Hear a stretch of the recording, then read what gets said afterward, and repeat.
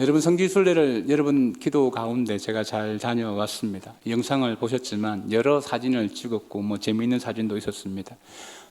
성지순례 때 많은 사진을 찍었는데 좋은 사진 또 작품성 있는 사진은 무슨 사진이냐면 스토리텔링이 있는 사진입니다. 여러분 좋은 사진이라는 것은 사진 한 장을 두고 많은 이야기를 전달할 수 있으면 그것은 참 좋은 사진입니다.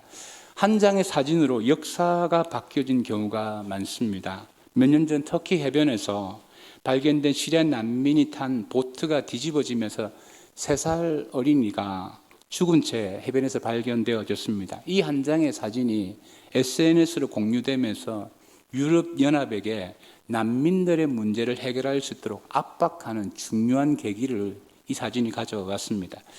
만약 여러분의 인생을 한 장의 사진으로 남긴다면 무슨 사진을 남기고 싶습니까?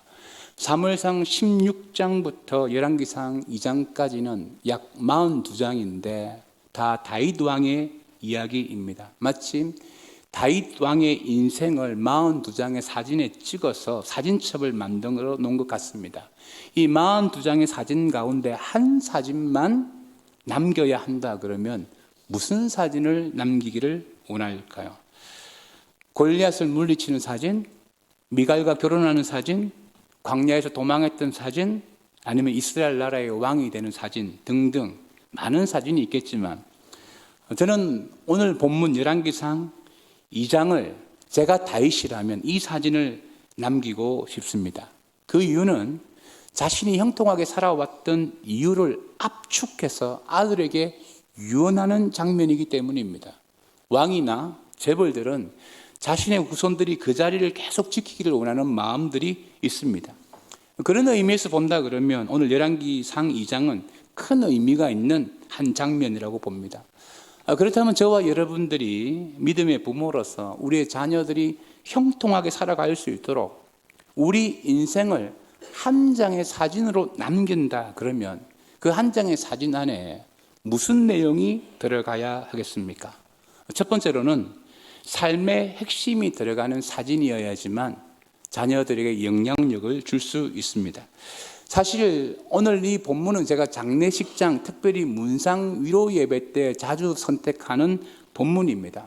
제가 왜 이 본문을 자주 선택하느냐 하면 인생에 핵심이 들어가 있기 때문입니다. 오늘 1절 말씀 보십시오. 다윗이 죽는 날이 임박하며 그의 아들 솔로몬에게 명령하여 이르되 내가 이제 세상 모든 사람이 가는 길로 가게 되었노니 너는 힘써 대장부가 되고 했습니다. 다윗이 이제 자신이 죽는 날이 임박했다는 것을 아들에게 이야기합니다. 그는 죽음에 대한 정의와 죽음에 가지고 있는 그 핵심을 이야기하는 거예요. 다윗은 죽음이 특별한 것이 아니라는 것입니다.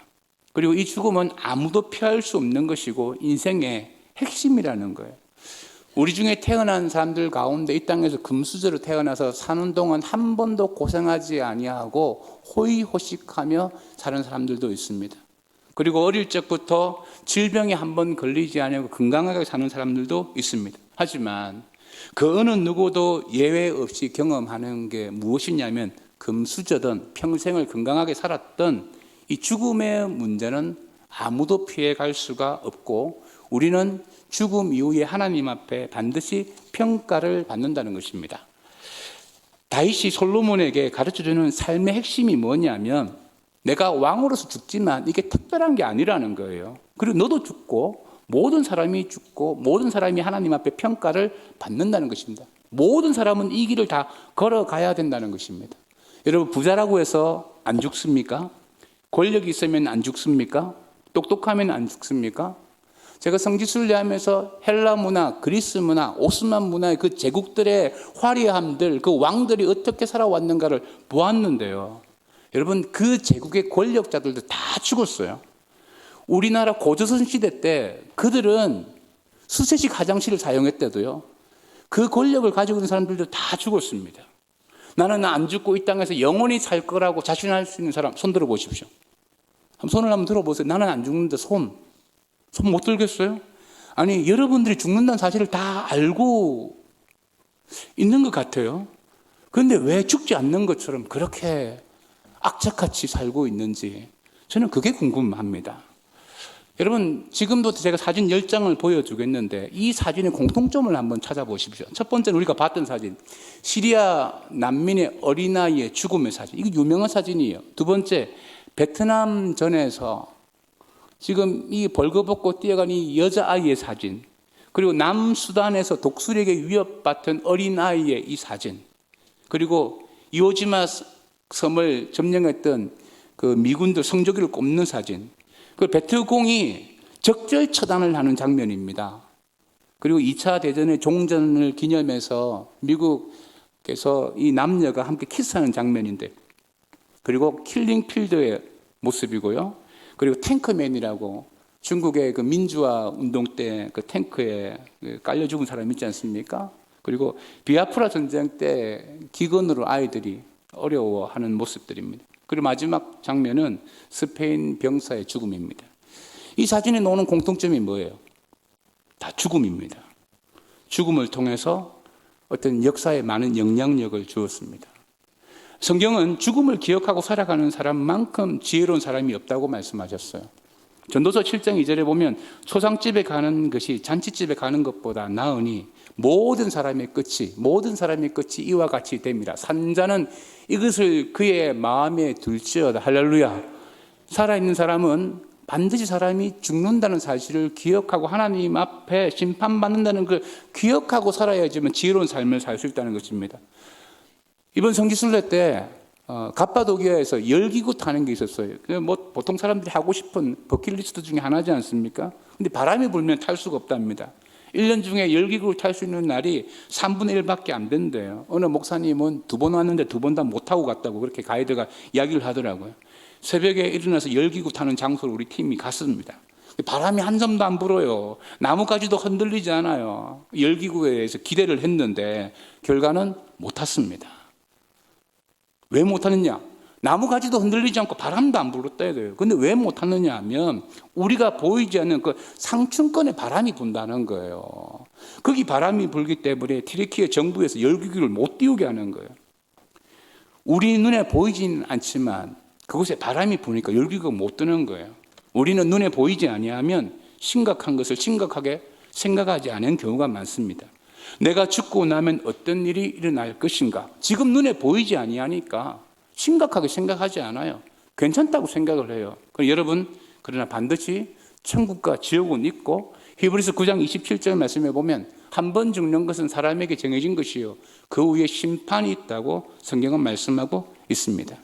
여러분의 인생을 한 장의 사진처럼 영향력 있게 남기려고 하면 그 사진 안에는 인생에는 죽음이 있고 하나님의 평가가 있다는 사실을 기억하고 살아야 돼요. 그것이 압축되어져야지만 여러분들 자녀에게 영향력 있는 사진을 남길 수가 있습니다. 두 번째로 우리가 자녀들에게 한 장의 사진 영향력 있게 남기려고 하면 믿음의 유산이 들어간 사진을 남겨야 됩니다. 돈과 재물이 3대를 가지 못한다는 말이 있습니다.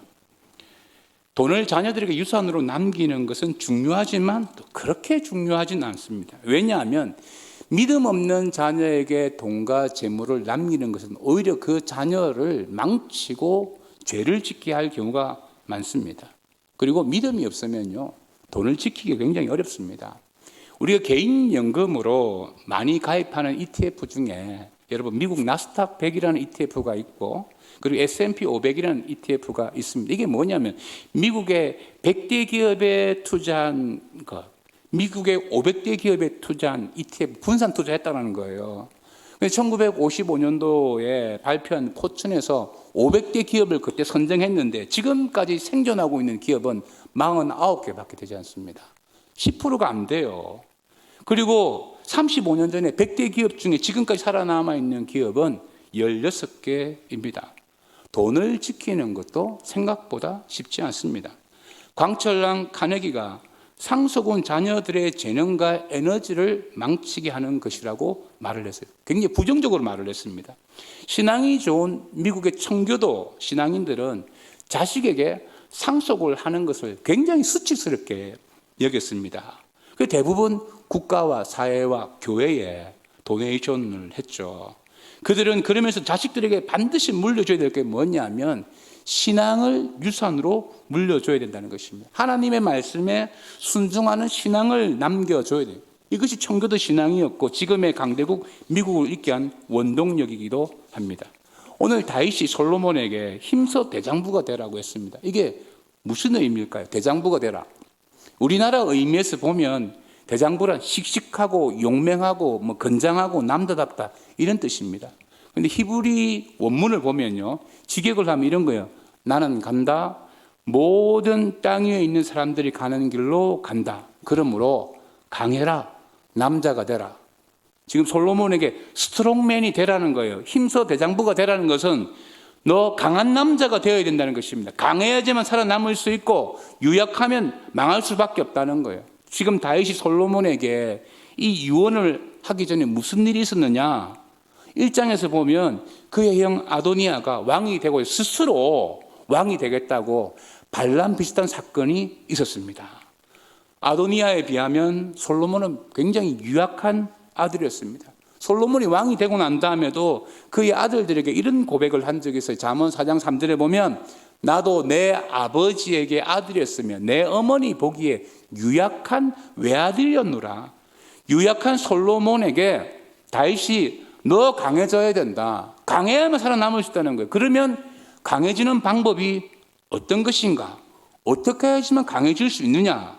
그 답을 3절 말씀에서 찾을 수 있습니다. 3절에 보시면 내 하나님 여호와의 명령을 지켜 그 길로 행하여 그 법률과 계명과 율례와 증거를 모세 율법에 기록한 대로 지키라. 그리하면 내가 무엇을 하든지 어디로 가든지 형통할지라. 할렐루야. 사실 형통한 게 강한 것입니다. 여러분, 강한 사람은 다 형통하게 되어져 있어요. 근데 오늘 이 강해지는 방법, 형통하는 방법이 오늘 3절에서 보면 두 가지 동사로 말하는데 하나님의 말씀에 대해서 행하는 것이고 지키는 것입니다. 여러분, 하나님의 말씀을 행하고 지키면 형통하게 되어진다는 것입니다. 강해지는 원리가 뭐냐면 하나님 말씀에 순종하는 거예요. 여러분, 말씀에 순종하면 왜 강해지는가? 그 이유는 아주 간단합니다. 하나님의 말씀에 순종하면 하나님이 나와 함께 하시기 때문에 내 인생이 강해질 줄 믿습니다. 아멘. 여러분, 하나님이 우리와 함께 하심을 믿지 않는 성도가 어디 있어요? 다 여러분 하나님이 함께 하심을 믿고 있지 않습니까? 그렇다면 저와 여러분에게 하나님이 함께 한다는 증거가 무엇이냐는 것입니다. 하나님이 나와 함께 하고 있다는 것을 여러분 무엇으로 나타낼 수 있습니까? 성경은 하나님이 나와 함께 한다는 것은 내가 하나님의 말씀에 순종하는 것이라고 말씀하고 있어요. 그게 증거라는 것입니다. 자, 부부가 사랑을 한다는 것을 어떻게 할 수 있습니까? 부부간에 사랑한다는 걸 어떻게 할 수 있어요? 서로의 말을 듣고 그 말을 따라주는 거예요. 그게 부부의 사랑이죠. 내가 아내를 사랑한다 그러면 그 얘기해 놓고 난 다음에 아내의 말을 듣지 않아요. 그러면 그 아내 사랑하는 것입니까? 사랑하는 게 아닙니다. 내가 남편을 사랑한다고 하는데 남편의 말을 들어주지 아니하는 아내의 사랑이 진정한 사랑인가? 물음표 한번 던져보셔야죠. 사실 사랑이라는 게 뭐냐면 그 사람이 하는 말에 복종해 주는 것입니다. 자, 우리가 자녀를 사랑할 때 그 사랑이 어떻게 나타납니까? 자녀들의 말이 우리의 삶을 구속하지 않습니까? 자녀들의 말이 우리 삶을 구속한데도요, 그런 경험이 저와 여러분에게는 너무 넘쳐나지 않습니까? 이 튀르키예에 가보니까 참 이 나라 개도 많고 고양이도 많아요. 근데 예쁜 고양이가 정말 많은데 우리 유지현 목사님이 가는 곳마다 고양이 사진을 찍어요. 성지순례 유적만큼 많이 찍더라고요. 저는 유지현 목사님이 고양이를 정말 좋아하는 줄 알았어요. 왜 찍느냐 물어보니까 딸 시연이가 고양이를 좋아한대요. 그래서 사진을 찍는 순간마다 카톡으로 실시간으로 보내는 거예요. 여러분, 이런 사람을 보고 심리학적으로 상담학적 전문 용어가 뭐냐면 딸바보라고 부르는 겁니다. 그가 왜 딸바보가 되어졌습니까? 딸을 사랑하니까 딸에 대한 사랑이 아빠의 행동을 구속하는 거예요. 딸의 말이 아버지에게 씨가 먹힌다는 거예요. 이 말이 먹힌다는 것입니다. 오늘 저와 여러분들이 오늘 예배를 드립니다. 근데 하나님이 나와 함께 하신다. 여러분, 착각일 수 있어요. 예배를 드렸지만 하나님의 말씀이 한 번도 나를 구속한 적이 없다 그러면 나는 강해질 수도 없을 뿐만 아니라 하나님과는 그 사랑이 거리가 있는 거예요. 하나님 말씀이 나에게 씨가 먹혀야지만 이게 관계가 되어지고 하나님이 나와 함께 하는 겁니다. 오늘 1절 말씀 보십시오. 다윗이 죽는 날이 임박함에 그의 아들 솔로몬에게 뭐합니까? 명령하여 이르되, 유언이라 말하지 않았어요. 명령이라고 했어요. 그러면서 2절에 내가 이 세상 모든 사람이 가는 길로 가게 되었노니 너는 힘써 뭐가 되고? 대장부가 되고. 대장부가 되는데 어떻게 하려고 해요? 힘써 대장부가 되라는 거예요. 이거 강해지는데 조금 더 강해지라는 것입니다. 집신을 팔던 아버지와 아들이 있었습니다. 그런데 아버지는 집신을 꼬아서 팔면 잘 팔리는 거예요. 많은 사람들이 실제로 이 아버지가 먼저 집신을 꼬고 나면 아들 집신보다 튼튼하고 오래 신는 거예요. 그 아들이 비결이 궁금해서 아버지에게 물었어요. 아버지, 제가 힘이 없는 것도 아니고 뭐 집신 만드는 특별한 기술이 필요한 것도 아니고 내가 재주가 부족한 것도 아니고 아버지 일하는 거 보니까 평범한데 왜 아버지 집신이 이렇게 잘 팔리고 오래 가냐 여쭈었더니 아버지가 하는 말이, 너가 스스로 터득해야 된다. 스스로 깨달아야 된다. 가르쳐주지 않는 겁니다. 시간이 지나고 이제 아버지가 연세가 많아가지고 숨을 거둘 때가 되어졌습니다. 그래서 손짓해서 아들 보고 오라 그래서 숨을 몰아쉬면서 집신 만드는 비법에 대해서 한마디 해주는 거예요. 꼭 한마디 해주고 싶다면서. 뭐라고 말하는지 아십니까? 한 번만 더 꼬아라. 좋은 집신 만들고 싶느냐? 한 번만 더 꼬라는 거예요. 여러분, 다윗이 지금 솔로몬에게 마지막으로 말하는 거 비슷한 거예요. 하나님과의 관계에서 한 번만 더 힘써라. 너 힘쓴 만큼 강해진다는 거예요. 그 강해지면 형통해지고 내 후손들도 계속해서 이스라엘 나라의 왕이 될 것이라고 말씀하고 있습니다. 여러분, 이 믿음의 유산이 여러분의 인생 사진에 함축되어지기를 저는 축복합니다. 그리고 마지막 세 번째로 믿음의 방향성이 들어간 사진이어야 합니다. 여러분, 한 남자가 차를 몰고 고속도로를 달리고 있었습니다. 그런데 그날따라 이상하게 반대 방향에서 계속 차가 오는 것입니다. 이 사람이 몇 번이나 반대편 차와 부딪힐 뻔했지만 간신히 충돌을 피하고 달리고 있습니다. 그때 갑자기 이제 핸드폰이 울려서 전화를 받았는데 아내였습니다. 아내가 하는 다급한 목소리로, 여보, 내가 음악 텔레비전을 봤는데 당신이 가고 있는 그 고속도로에 웬 미친 사람 한 사람이 거꾸로 계속 달리고 있다. 역주행을 하고 있으니까 부딪히지 않도록 조심하라는 겁니다. 그 남편도 급한 목소리로 대답을 했어요. 미친놈 하나가 도로를 역주행하고 있다고? 아니야. 지금 미친놈 여러 명이 역주행하고 있다고. 그러면서 얼른 끊으라고 합니다. 여러분, 지금 이 사람이 자기가 역주행하고 있는 걸 알아요, 몰라요? 잘 모르고 있는 거죠. 자신이 방향이 틀렸다는 것을 모릅니다. 이런 사람들을 향해서 또 전문 용어가 하나 있죠. 미친놈이라 그러는 거예요. 다 이렇게 가는데 반대로 역주행하면.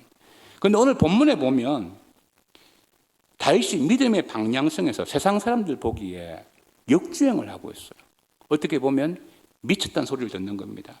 5절로부터 9절 말씀을 우리가 읽지는 않았지만 솔로몬이 왕이 되고 난 다음에 해야 할 일들을 구체적으로 가르쳐주고 있습니다. 요압에게는 이렇게 하고 바르실레에게는 은혜를 베풀고 시몬에게는 이렇게 하라. 솔로몬 왕국이 강해지고 안전하려고 하면 요압이나 시몬 같은 사람은 반드시 제거를 해야 됩니다. 그리고 바르실레에게는 은혜를 베풀려니 실제적으로 정치하는 방법이에요. 근데 성경 문맥을 한번 잘 보세요. 다윗이 솔로몬에게 이런 실무적인 것을 먼저 말하지 않았다는 거예요. 말씀을 지켜라. 하나님을 가까이 해라. 그래야 강해진다는 것입니다. 공부 잘해야 인생이 성공하는 게 아니고 사업 잘해야 인생이 강해지는 게 아니고 하나님과의 관계가 먼저라는 거예요. 정치적인 방법으로 나라를 안전하게 하는 것이 아니고 하나님과의 관계가 그 방향성이 맞으면 내 우선이 계속 왕위에 있을 것이다. 세상과 역방향으로 가면 세상 사람들은 그걸 보고 미친놈이라고 합니다. 하지만 다윗은 솔로몬에게 세상 사람이 역방향으로 간다고 미쳤다고 말할지 모르지만 너는 주님의 방향으로 가야 된다는 거예요. 고신교단에서 다음 세대 자녀들에게 설문조사를 했어요. 당신의 인생에 가장 영향력을 준 사람이 누구인가? 아이들의 대답이 51%가 부모가 영향력을 제일 많이 줬다는 거예요. 그런데 안타까운 것은 이 대답을 했던 학생들의 절반이 뭐라고 말했냐면 우리는 우리 부모처럼 살지 않겠다. 이 교회 안의 설문조사예요. 우리 부모의 이중적인 신앙의 모습 담지 않겠다는 겁니다. 이게 다음 세대 자녀들이 부모를 평가하는 설문조사였습니다. 날마다 사오는 콩가루 집안이 있었습니다. 이 부부가 감정을 통제하지 못하면 뭐 주먹다짐도 하고 고함도 치고 욕설도 하고 뭐 이런 거. 근데 하루는 아내가 분을 이기지 못해서 안방에 불을 질렀습니다. 근데 그 모습을 봤던 아들이 20층 아파트에서 뛰어내린 거예요. 아들이 뛰어내리는 것을 본 엄마는 절망하면서 또 뒤따라 베란다에서 몸을 날렸습니다. 그래서 소화기로 불을 끄고 있던 아버지도 이제 모든 것을 포기하고 뒤따라 내렸습니다. 119가 출동했지 않겠습니까? 경찰도 출동했는데 중요한 것은 아무도 죽지 않았다는 것입니다. 경찰이 자세히 조사를 해보니까 왜 안 죽었느냐? 아버지는 제비족, 오래된 유무라서, 어머니는 날라리, 아들은 비행 청소년에서 무사히 착지를 했다는 거예요. 자, 이 이야기에서 이런 유머가 왜 나왔겠어요? 콩가루처럼 불면 날아가고 한데 모여 있지만 응집력을 상실한 현대 가족을 비꼰 거예요. 가족으로 부부 간에, 부모 자식 간에 함께 사는데 영향력 없이 서로 아무런 영향력을 주지 못하는 그 가족의 모습을 지금 비꼬아서 유머로 만든 거예요. 2주 전에 우리 유치부 한 선생님이 저한테 눈에 충혈이 되어진 모습으로 눈물 흘리기 전의 모습으로 저한테 이런 말을 했어요. 자기가 지금 담당하고 있는 유치부 학생이 자기에게 하는 말이에요. 사람을 토막토막 내고 싶다는 거예요. 그 아이는 엄마 아빠 손잡고 교회 와요. 제가 이 말을 듣고 성지순례를 갔어요. 이 아이가 어디서 그 말을 배웠겠어요? 여러분들이 쉽게 내어주는 핸드폰, 유튜브. 여러분 부모들 정신 차려야 됩니다. 교회 안에도 이런 일이 있대도요. 왜 저희 교회 미래세대 사역자들이 많은지 아십니까? 우리 자녀들을 위해서 그렇게 하지만 그럼 여러분 꼭 기억하셔야 돼요. 교육자들이 여러분의 자녀들의 신앙을 책임지지 못한데도요. 자녀들의 신앙을 위해서는 과외도 시키고 학원도 보내고 하는데 여러분 신앙생활을 위해서 여러분 과외 시켜본 적 있어요? 담당 교육자 찾아가고 우리 자녀 신앙생활 잘합니다 하면서 천지를 줘본 적 있어요? 그런 적 없잖아요. 우리 장로님 중에 한 분이 저한테 이런 말을 하더라고요. 아들에게 너는 베들레헴 교회 장로가 되라고 이렇게 꼬신다는 거예요. 제가 그 말 듣고 좀 도전이 되었습니다. 왜냐하면 미국의 최고의 재벌이 되는 록펠러의 어머니가 록펠러에게 한 말이에요. 미합진국이 가장 존경받던 에이브람 링컨 대통령의 그 어머니가 죽기 전에 링컨을 앉혀놓고 했던 말이에요. 여러분, 여러분이 자녀에게 교회 장로가 되고 권사가 되고 중직이 되어서 하나님 앞에 충성하라 가르쳐 보신 적 있어요? 오히려 교회 중직이 되는 것을 짐으로 생각하고 귀찮은 것으로 생각하고 모범적인 중직이 되겠다는 마음이 없어요. 그러니까 자녀들이 다 전달되어지는 거예요. 그러니까 링컨 같고 록펠러 같은 인물이 아직 우리 교회에서는 안 나온 거예요. 우리도 48년의 역사를 가지고 있어요. 속도가 방향보다 중요하다. 이 속도보다 방향이 중요하다. 이거 우리 다 알고 있습니다. 방향은 뭘 말합니까? 우선순위입니다. 우선순위. 내면의 욕구에 솔직하게 살아가는 거, 이 시대 사람들의 특징입니다. 내 내면의 욕구에 솔직하게 살아가는 거, 어떻게 보면 인생의 한 가지 태도일지 모르지만, 그러나 그 삶의 전체 방향을 결정할 수도 있습니다. 과거에 아무리 은혜를 많이 받고 하나님을 사모하는 마음이 있다 할지라도 지속적으로 자신의 신앙의 방향성을 하나님 앞에 관리하지 아니하면 하나님의 은혜에서 점점점 멀어집니다. 방향성이 없으면 좋은 영향력을 못 줘요. 저희 아버지 사실 중학교밖에 놓으시지 않았습니다. 저희 아버지 나이에 중학교 놓으면 면석이 하셨는데 제가 저희 아버지를 보면 하나 존경하는 게 있었습니다. 교회에 대해서 항상 좋게 표현하시고 교회 지도자에 대해서 항상 존중하는 태도를 아들에게 항상 보여주셨어요. 저희 아버님이 섬겼던 교회 목회자가 제가 보기에 그렇게 존경할 만한 사람이 아니었음에도 불구하고 저희 아버지는 아들에게 신앙을 잘 물리기 위해서 교회에 대한 여러 가지 부정적인 이야기를 한 번도 집에서 해보신 적이 없어요. 청교도 신학자였던 A.W. 토즈가 이런 말을 했습니다. 어떤 신을 섬기느냐에 따라서 그 종교의 수준이 결정되고 같은 기독교 안에서도 어떤 하나님을 믿느냐에 따라서 그 사람의 신앙 수준이 결정된다고 했습니다. 여러분의 신앙 수준만큼 자녀들에게 영향력 주게 되어져 있습니다. 사진 한 장처럼 여러분의 삶을 압축한다면 무슨 사진이 되겠습니까? 당신의 자녀가 당신이 남긴 그 사진 한 장을 보면서 무슨 이야기를 풀어내겠습니까?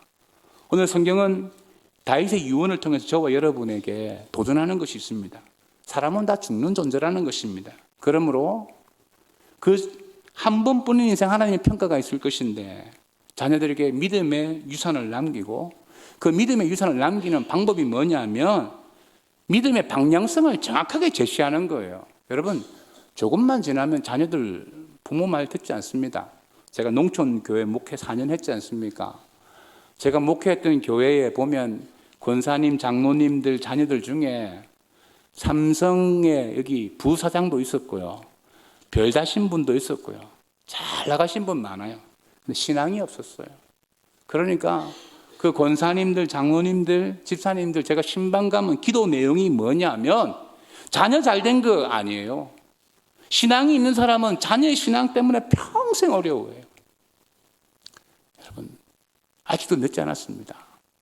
여러분 테두리 안에 있을 때 자녀에게 자녀가 따라오든 따라오지 않든 상관없이 믿음의 방향성은 보여줘야 돼요. 세상 사람들이 뭐 역방향이다, 미쳤다, 광신도다 그렇게 이야기를 해도 말입니다.